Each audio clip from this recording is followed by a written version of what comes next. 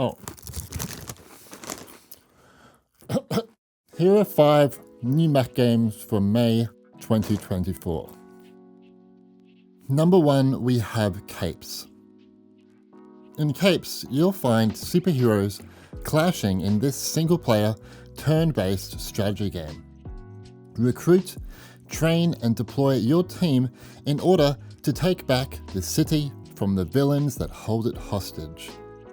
Played across a series of campaign and patrol missions, choose to push forward with the story or take the time to explore the side missions and unlock more heroes, earn skill points, and complete challenges and learn more about your heroes' lives. The graphics and gameplay are a little clunky compared to something on the lines of XCOM or the Wasteland series, but this is being produced by an indie developer, so it's still quite impressive in my eyes, and what they have accomplished here is really cool. Capes is available for Mac via Steam, GOG, and the Epic Game Store. It is supported on all Apple Silicon Macs and should be supported on the following AMD Intel Macs. Number 2 is Farm Together 2. I really liked the original Farm Together game. It was a really just a relaxing and friendly experience, and nothing can really go wrong compared to other simulators.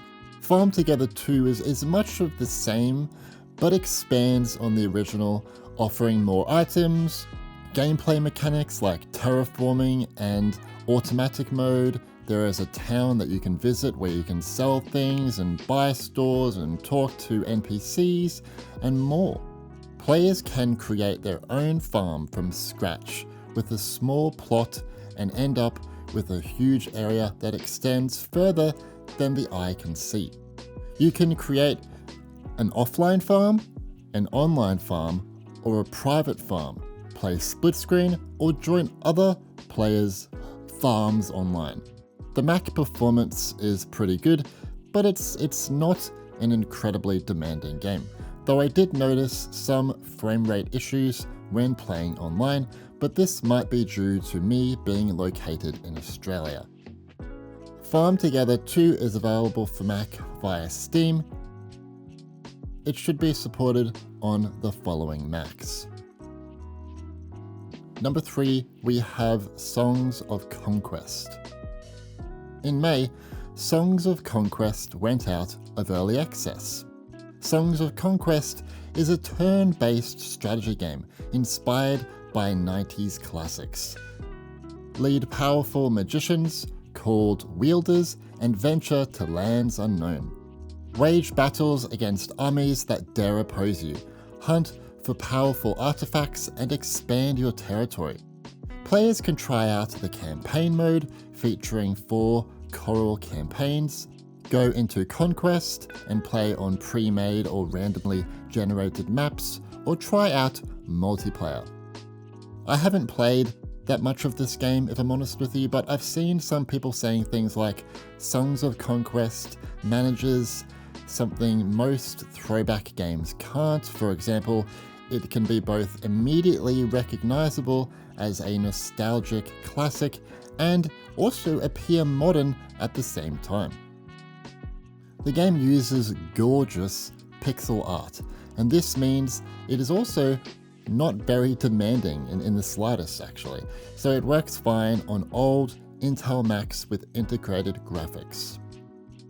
Songs of Conquest 2 is available for Mac via Steam, GOG, and the Epic Game Store. The game should be supported on a wide range of Macs. Number 4, we have 9 Souls. Red Candle Games have a great track record at bringing their games to Mac, from Detention, Devotion, and now 9 Souls. 9 Souls is a lore-rich, hand-drawn 2D action platformer featuring Sekiro-inspired deflection-focused combat. Embark on a journey of Eastern fantasy. Explore the land once home to an ancient alien race and follow a vengeful hero's journey to slay the 9 souls, formidable rulers of this forsaken realm. I really love the art style, tight combat, and the variety of enemies here. I strongly recommend though that you play this game with a controller, as the gameplay can be quite fast and it's not really suitable on a keyboard. The game is available for Mac via Steam. There is a free demo available if you want to try out the game before you buy it. The game should be supported on a wide range of Macs. Number 5 is Pools. In May, Pools was brought to Mac. It's not a traditional horror game. There are no monsters and no jump scares. Instead, Pools plays on fears of getting lost. Where am I? The dark? I can't see any light. And tight spaces. Oh my god, my body is so tight. It's said to be inspired by liminal spaces, found footage, and backrooms, specifically backroom pools or pool rooms. Yeah. The developer apparently only tested the game on a 13-inch MacBook Pro with M1, so the optimization on my end isn't amazing, so yeah, hopefully that can be looked into. M1 Macs will have to play at low settings and around about 1080p, and also be sure to utilize FSR for better performance here on all Macs, even high-end ones. There is a free demo on Steam for Pools. This is a good way to see if it runs well for you, and also if you can just put up with it. Anyway, Pools is available for Mac via Steam. It should be supported on all Apple Silicon Macs, and maybe the following AMD Intel Macs. Here are 2 bonus games. Duck Detective: The Secret Salami has players following a duck detective. Inspect evidence, fill in the blanks, and bust the case wide open in a narrative mystery adventure.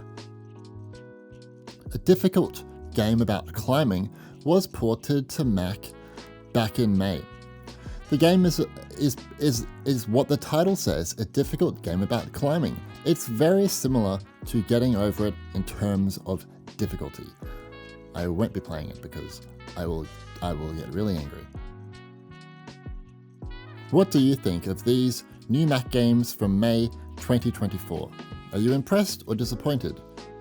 We do have Frostpunk 2 coming to Mac next month, and Assassin's Creed Shadows on the 15th of November, both via the App Store. That's really cool. We've also got Path of Exile 2 coming sometime later in the year. That's basically the biggest games I know of right now, which is kind of embarrassing for the platform, but that's just how it is.